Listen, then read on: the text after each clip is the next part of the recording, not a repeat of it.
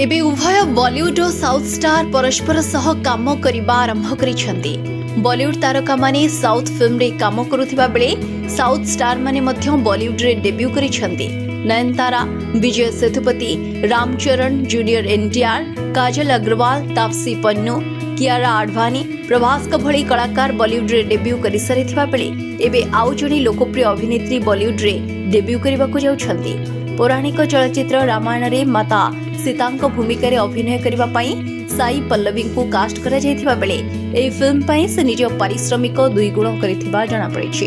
Film पई से 10 कोटी नेथिबा सामना कसिछि।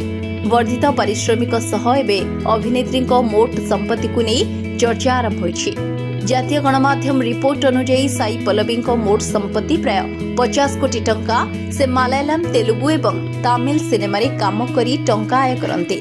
यहा सह से किछि ब्रांड एंडोर्समेंट मध्यम करंती। साई निकट रे अनेक मेकअप ब्रांड एंडोर्समेंट को प्रत्याख्यान करिथिबारु चर्चा रे रहिथिले। जदि आमे तांको कार कलेक्शन देखिबा तेबे तांको पाखरे मित्सुबिशी लांसर वॉल्वो एक्स ओ ऑडी Q3 कार रहिछि।